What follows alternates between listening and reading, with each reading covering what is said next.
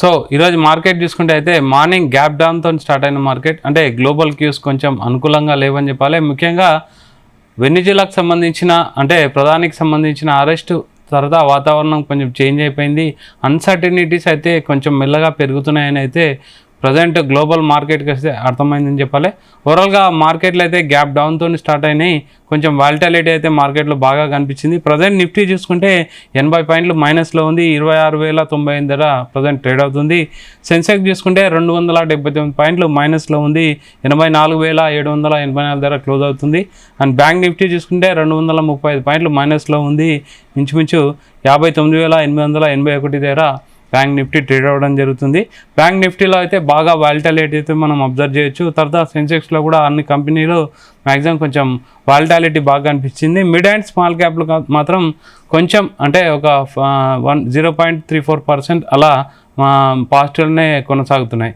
ఓవరాల్గా market compare to dollar market rupee value వచ్చేసి 89.92 89.92 ధర అయితే ప్రజెంట్ ట్రేడ్ అవ్వడం జరుగుతుంది. ఓవరాల్గా మార్కెట్లో అయితే కొంచెం అన్సర్టనిటీస్ ప్రభావంతో అయితే వాలిటాలిటీ అయితే ఖచ్చితంగా ఉందని చెప్పాలి. సార్ ఓవరాల్గా మార్కెట్ ఎలా ఉంటుంది? ముఖ్యంగా మనం మాట్లాడుకోవాల్సింది silver and gold and copper గురించి ఏ విధంగా ఉంటాయి. మనతో మాట్లాడడానికి stock market analyst G V Satyanarayana garu ఉన్నారు. Sir good evening. Good afternoon sir. ఓవరాల్గా గోల్డ్ అండ్ సిల్వర్ గురించి ఏం చెప్తారు? మార్కెట్లో అయితే కొంచెం అటు ఇటు కనిపిస్తున్నాయి. గోల్డ్ అండ్ సిల్వర్ ఈరోజు ఎలా ఉంది? రైట్, కొంచెం ప్రాఫిట్ బుకింగ్ జరుగుతుంది. అయితే మీరు అన్నట్టు ఈక్విటీ మార్కెట్ లో ఐటీ సెక్టార్ ఇవాళ చాలా బాగుంది. మళ్ళీ రోజు ఒక సెక్టార్ తీసుకుపోతారు. ఒక రోజు రైల్వే సెక్టార్ అంటారు, ఒక రోజు ఫార్మా సెక్టార్. ఇవాళ ఫార్మా సెక్టార్ కూడా బాగానే ఉంది, ఐటీ సెక్టార్ కూడా బాగుంది ఇవాళ. ఇక మనం గోల్డ్ సిల్వర్కి వచ్చేటప్పటికి మెయిన్ చెప్పుకోదగ్గది ఇదే. ఏది వెనిజులా గొడవ ఇంకా అయిపోలేదు. ఈ వెనిజులా గొడవతోటే అక్కడ అధ్యక్షుడిని అరెస్ట్ చేయటం, దాంతో మార్కెట్ మీద అనిశ్చిత పరిస్థితులు ఏర్పడటం. గోల్డ్ సిల్వర్ రాత్రి ఆల్ టైమ్ హైక్ వెళ్ళడం కూడా జరిగింది. 82.548 అనమాట ఔన్స్. అయితే అది కొంచెం ఆ నుంచి మళ్ళీ ప్రాఫిట్ బుకింగ్ జరగడం జరిగింది. మెయిన్ ఏంటంటే ఈ సిల్వర్ ఏదైతే ఉందో చైనాలో ఏదైతే ఇన్వెంటరీస్ నిల్వలు ఉన్నాయో కనిష్ట స్థాయికి అత్యల్ప స్థాయికి అయింది, తగ్గింది అనేది వార్త. దాంతో రాత్రి సిల్వర్ బాగా పెరగడం జరిగింది, ప్రాఫిట్ బుకింగ్ జరుగుతుంది. ఇప్పుడు ఎంసెక్స్ లో మెయిన్ వీటితోటి షార్ట్ కవరింగ్ అనమాట. ఇది ఎప్పుడైతే ధరలు పెరుగుతూ ఉంటాయో సెల్లింగ్ చేస్తారు, అంటే షార్ట్ సెల్ చేస్తారు. సెల్ అంటే అమ్మటం, షార్ట్ సెల్ అంటే లేకుండా అమ్మటం. షార్ట్ సెల్లింగ్ ఎక్కువ జరిగింది. ఎప్పుడైతే షార్ట్ సెల్లింగ్ బాగా జరిగిందో మళ్ళీ షార్ట్ కవరింగ్ ఉంటుంది. ఇప్పుడు జరుగుతుంది అదే. షార్ట్ కవరింగ్ వాల్యూమ్స్ తగ్గిపోయినాయి, కానీ ఇప్పుడు మార్జిన్స్ పెంచడం జరిగింది. దాంతో ఇప్పుడు ఎవరైతే బాగా పెరగడం జరిగిందో షార్ట్ కవరింగ్ జరుగుతుంది. కొంచెం ఇవాళ మన ఎంసెక్స్ లో అయితే డౌన్ చూపిస్తుంది కొంచెం, అంటే ప్రాఫిట్ బుకింగ్ జరుగుతుంది అని అర్థం పైనుంచి. ఈ తర్వాత ఈ గోల్డ్ ఒకటి ప్రొడక్షన్ కూడా తగ్గడం జరిగిందని యూబిఎస్ అంటే యూనియన్ బ్యాంక్ ఆఫ్ స్విట్జర్లాండ్ అనమాట వాళ్ళు అనౌన్స్ చేయడం జరిగింది. రాబోయే రోజుల్లో కూడా బంగారం నిల్వలు తగ్గుతుంది, ప్రొడక్షన్ కూడా తగ్గుద్ది అని చెప్పేసి చెప్పడం జరిగింది. నిన్న కాపరు ఆల్ టైమ్ హైక్ రావడం జరిగింది.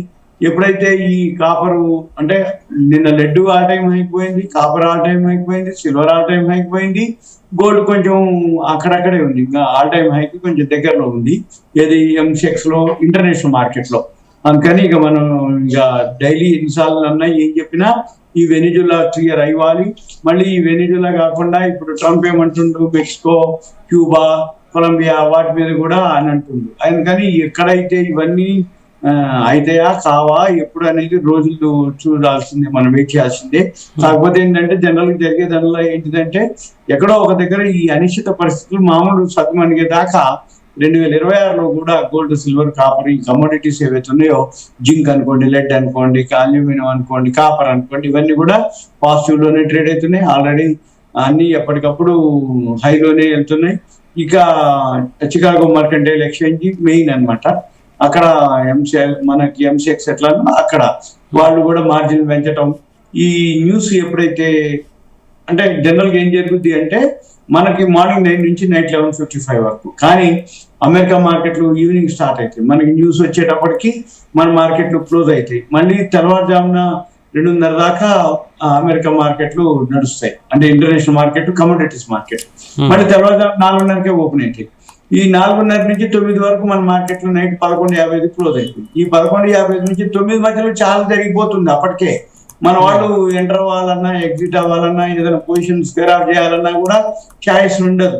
ఉంటే గ్యాప్ అప్ అని ఉంటుంది, గ్యాప్ డౌన్ ఉంటుంది. అందుకని ఎక్కువ శాతం ఈ ఎంసెక్స్ ఎవరైతే ట్రేడింగ్ చేస్తారో ఏ రోజుకి ఆ రోజు స్క్వేర్ ఆఫ్ చేసుకుంటే ఓకే, లేదు అనుకుంటే వీళ్ళు బైలోకి వెళ్తున్నాం అది గ్యాప్ డౌన్ అవుతుంది, వీళ్ళు సెల్ లోకి వెళ్తే గ్యాప్ అప్ తోట అవుతుంది. అంటే వీళ్ళ మార్జిన్లు తెల్లారేపాటికి 9 o'clock స్క్వేర్ ఆఫ్ చేయటం, షార్ట్ కవరింగ్ ఏదైతే ఉందో అవన్నీ క్లోజ్ చేయటం, మరి తర్వాత పడిపోతుంది. నిన్న జరిగిందంటే అంటే ఇప్పుడు సార్ ఇంతకుముందు మీరు చెప్పినట్టు ప్రజెంట్ ఈక్విటీ మార్కెట్ కంటే, ఈక్విటీ బేస్డ్ మార్కెట్ కంటే అంటే మీరు మెటల్ బేస్డ్ మార్కెట్ మీదనే ఎక్కువగా ఫోకస్ చేసినట్టు, అంటే గ్లోబల్ మార్కెట్స్ అన్నీ కూడా మనకు బాగా అబ్జర్వ్ చేయొచ్చు. అంటే ఇది ఎంతవరకు ఉంటుంది సార్? అంటే మనం మెయిన్గా ఇన్వెస్టర్ పాయింట్ ఆఫ్ వ్యూలో చెప్పండి. ప్రజెంట్ సిల్వర్ అయితే ఆల్ టైమ్ హై రీచ్ అవ్వడం జరిగింది, ఇంకా కంటిన్యూగా మనం పెట్టొచ్చా? అంటే పెడితే అంటే చాలా ఆర్టికల్స్ చెప్పడం కూడా మళ్ళీ క్రాష్ ఉంటుందని ఒకటి అంటున్నారు, గోల్డ్ కూడా క్రాష్ ఉంటుంది. ప్రజెంట్ ఆల్ టైమ్ హైలో ఉన్నాయి, ఇవి పెట్టొచ్చా పెట్టకూడదా అనేది ఒకటే సింగిల్ డౌట్ అందరికి. ఓకే తగ్గినప్పుడు కొనాలి. మీరు అన్నట్టు తగ్గటానికి ఒకటే రీజన్, 5,500 మెట్రిక్ టన్నులు మైన్స్ బయటకు వచ్చినాయి. చైనాలో అనుకోండి, మన అమెరికాలో అనుకోండి, సౌత్ ఆస్ట్రేలియాలో అనుకోండి, మన ఇండియాలో కూడా ఏవో కొన్ని బయటకు వచ్చినాయి అన్నారు. అంటే ఆ మైన్స్ లోంచి బయటకు వస్తే తప్ప, ప్రొడక్షన్ పెరిగితే తప్ప ఈ గోల్డ్ దొరకపడే అవకాశాలు తక్కువ. అంటే సిల్వర్ బై ప్రొడక్ట్, గోల్డే మెయిన్ ప్రొడక్ట్. గోల్డ్ లోంచే కాబట్టి ఇప్పట్లో ఆ మైన్స్ ప్రొడక్షన్ బయటకు వస్తే మీరు అన్నట్టు ఫాల్ అనేది ఉంది. అంతకుముందు కూడా ఇవి బయటకు రావడం జరిగింది. ప్రొడక్షన్ ఎంత పెరుగుతున్నా కానీ ఆల్రెడీ అంతకుముందు కూడా ప్రొడక్షన్ పెంచడం జరిగింది. ఇప్పుడు ఉదాహరణకి ఈ మంతే అన్నమాట, అంటే ఏదైతే అక్టోబర్ లో 660 టన్నులు చైనా నిల్వలు అంటే పైనుంచి కిందికి స్థాయికి పడిపోయినాయి. అయితే ఆ ప్రొడక్షన్ అయితే తప్ప ఆ ఇన్వెంటరీస్, ఆ నిల్వలు భర్తీ కావు. అప్పుడు మళ్ళీ మామూలు అవుతుంది, అప్పుడు ఓకే. కానీ మరి ఇంకా టైం తీసుకునేటట్టుంది. ఇప్పటి వరకు ఈ ట్రంప్ సుంకాలు, టారిఫ్ ఉంది. ఎవరైనా ఇన్వెస్టర్లు అబ్జర్వ్ చేయడం బెటర్ అనేది ఉండదు. ఈ టైంలో ఎంటర్ కావడం అంటే రిస్క్ తో కూడుకున్న పని అనమాట. లేదు ఇక తప్పదు అనుకుంటే మ్యారేజెస్ కానీ, ఏదైనా ఈవెంట్స్ కానీ ఏదైనా ఉంది అనుకుంటే కొద్ది మొత్తంలో కొనుక్కోవటం, అంతకుమించి మనం ఈ టైంలో ఎంకరేజ్ చేసి కొనుక్కోమని చెప్పడం అనేది కాదు అనమాట. ఎందుకోసం అంటే ఇంత హైలో ఉన్నప్పుడు ఎక్కడో ఒక దగ్గర, ఎందుకంటే టెక్నికల్ చూస్తే మాత్రం లేదు, అంత ఓవర్బాట్ పొజిషన్ లో ఉంది. ఏ టైంలో అయినా కరెక్షన్ కే అవకాశాలు కనబడుతున్నాయి. కానీ మనం ఏ రోజు ఆ రోజు కరెక్షన్ అంటూనే ఉన్నాయి, మైన్స్ బయటకు వచ్చినాయి అంటారు, మళ్ళీ మార్కెట్ లో రోజు ఆల్ టైమ్ హైకి వెళ్తూనే ఉంది అనమాట. ఇవన్నీ జరిగితే తప్ప మనము సార్. అంటే ఇంకో క్వశ్చన్, అంటే ఓకే ఇప్పుడు కాపర్ ఉంది సార్. ఇప్పుడు కాపర్లో ఇన్వెస్ట్మెంట్ ఎలా చేయాలని చాలా మంది రెగ్యులర్ డౌట్స్, కానీ కింద మనం మీ వీడియో పెడితే కింద ఎక్కువ డౌట్స్ అవే వస్తున్నాయి. కాపర్ సంబంధించి ఈటీఎఫ్లు ఏమున్నాయి, కాపర్ సంబంధించి ఒకవేళ ఇన్వెస్ట్ చేయాలనుకుంటే ఎలాంటి కంపెనీలు ఉన్నాయి, అసలు కాపర్లో డైరెక్ట్ ఇన్వెస్ట్ చేయడానికి స్కోప్ ఉందా? కాపర్ షేర్లు ఉన్నాయి, హిందుస్థాన్ కాపరు. ఇప్పుడు మనం ఆర్ఆర్ క్యాబుల్ అని, పాలి క్యాబ్ అని, ఫినోలెక్స్ కేబుల్స్ ఇవి ఒకటి ఉన్నాయి. ఇక మనకి ఈటీఎఫ్లు గోల్డ్ సిల్వర్ తో పాటు కాపర్ ఈటీఎఫ్ ఉంది, కానీ మంది లేదు. ఇంటర్నేషనల్ మార్కెట్ లో ఎంఎన్సి కంపెనీలు ఈటీఎఫ్లు ఉన్నాయి. అయితే మనం ఏం చేయాలంటే, మన బ్రోకింగ్ ఫర్మ్ ఎవరైతే ఉన్నారో ఆ బ్రోకింగ్ ఫర్మ్ లో ఒక యుఎస్ అకౌంట్ ఓపెన్ చేయాలి. యుఎస్ అకౌంట్ ఓపెన్ చేసి మనం డాలర్లలో, అంటే యాప్ లోంచే అన్ని డాలర్లలో ఇండియన్ కరెన్సీని మనం చేయాలి. సపోజ్ ఒక $100 అనుకోండి, 9,000 రూపాయలు అనుకోండి ఉదాహరణకి. మనం ఒక 9,000 రూపాయలు కనుక ఆ అకౌంట్ లోకి చేస్తే, ఏ రోజైతే మనము ఆ అకౌంట్ లో ట్రాన్స్ఫర్ పెడతామో ఆ రోజు ఆ డాలర్ ఇండియన్ రూపీ ప్రకారంగా మనకి డాలర్లలో జమ చేస్తుంది. అదంతా ఒక 2 days ప్రాసెస్. ముందు డిమాట్ అకౌంట్ ఓపెన్ చేయాలి. అంటే ఎవరైతే మళ్ళీ అన్ని డిమాట్లలో లేరు వాళ్ళు, ఎవరైతే ఈ మల్టీనేషనల్ కంపెనీ సర్వీస్ ఇచ్చి కాపర్ ఈటీఎఫ్ చేసే వాళ్ళు కొద్ది మంది ఉన్నారు. ఆ కొద్ది మందిలో ఎవరైతే డిమాట్ అకౌంట్ లేదో, మనకి ఈటీఎఫ్ కాపర్ కావాలి అని అనుకుంటే అందులో ఒక డిమాట్ అకౌంట్ ఓపెన్ చేసి ఆ యాప్ ద్వారా మన ఇండియన్ కరెన్సీని డిపాజిట్ చేసి అప్పుడు డాలర్లలోకి మన అకౌంట్ లోకి జమ అవుతాయి. అప్పుడు మల్టీనేషనల్ ఏదైతే ఇంటర్నేషనల్ ఈటీఎఫ్ ఉందో కాపర్ ఈటీఎఫ్, అది కొనుక్కోవచ్చు. అది మనం గైడ్ చేయాలంటే చేయొచ్చు. కాకపోతే ఏంటంటే కొంచెం ప్రాసెస్ టైం తీసుకుంటుంది. ఎలా, ఫస్ట్ డిమాట్ అకౌంట్ ఓపెన్ కావాలి, డిమాట్ అకౌంట్ ఓపెన్ తర్వాత ఆల్రెడీ మాకుంది కదండి ఎక్కడో ఒక దగ్గర అంటారు.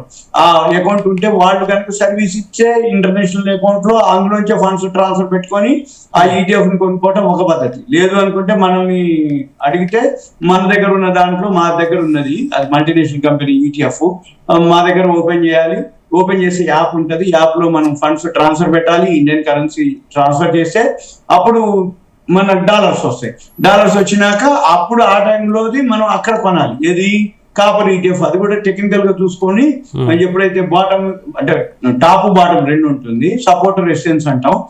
టాప్ లో కొనకుండా బాటమ్ లోకి వచ్చినప్పుడు కానీ తగ్గినప్పుడు కానీ సపోర్ట్ కి వచ్చినప్పుడు కానీ అదే ETF కొనుక్కోవడం ఒక పద్ధతి. లేదు అనుకుంటే ఇవన్నీ ఎందుకులే అనుకుంటే మన షేర్ మార్కెట్ లో హిందుస్థాన్ కాపర్ ఒకటి బెస్ట్.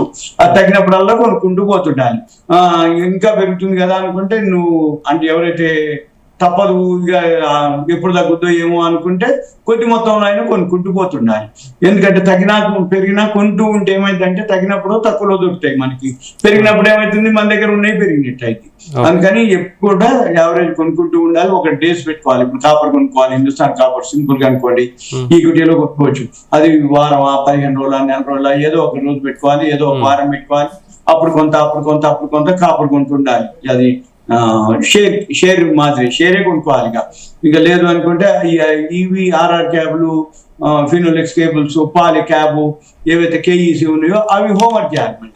ఎందుకంటే ఆ షేర్ వాల్యూ ఉన్నాయో లేవో ఫండమెంటల్ స్ట్రాంగ్ ఉందో లేదో చూసుకోవాలి మళ్ళీ. అదే కాపర్ కానీ అవి చూసుకోవాలి. హిందుస్థాన్ కాపర్ కి అవన్నీ అవసరం లేదు. తగ్గిందా కొనుక్కోవటం సింపుల్ గా. లేదు మల్టీనేషనల్ కంపెనీ అసలు మెయిన్ అదే ఇంటర్నేషనల్ ETF ఇంటర్నేషనల్ కాపరే. అక్కడ పెరిగితే ఇక్కడ పెరుగుతుంది కాబట్టి అదే కొనుక్కుందాం అనుకుంటే ఈ ప్రాసెస్ ఒకసారి చేస్తే చాలు. US షేర్లు ఇది ఒక్కటే కాదు, వరల్డ్ ETFలు యాప్లు అనుకోండి, అమెజాన్ అనుకోండి, ఫ్లిప్కార్ట్ అనుకోండి, వాల్మార్ట్ అనుకోండి, అమెరికాలో ఏవైతే మనకి షేర్లు ట్రేడ్ అవుతున్నాయి అవన్నీ కూడా దాంట్లో ఏది ఆ అకౌంట్ లో. కాకపోతే ఫస్ట్ ఏం చేయాలంటే మనం ఏం కొనదలుచుకున్నామో ఏ షేర్ కొనదలుచుకున్నామో ఇప్పుడు క్రిప్టో కరెన్సీ కూడా చేసుకోవచ్చు అన్నట్టు. అంటే ఆ క్రిప్టో కరెన్సీ అంటే మన NRI ఒక అకౌంట్ ఉండాలి. మామూలుగా US షేర్ల వరకు చేసుకోవచ్చు మనం. ఎలా అంటే మన ఇండియన్ కరెన్సీ దాంట్లో ట్రాన్స్ఫర్ పెట్టాలి. ట్రాన్స్ఫర్ పెట్టిన తర్వాత ఆ షేర్లని మనము ఇదే అమౌంట్ తోటి డైరెక్ట్ మనము ఓన్లీ అంటే డైరెక్ట్ అయితే చేయడానికి అయితే మనకి లేదు కొనడానికి.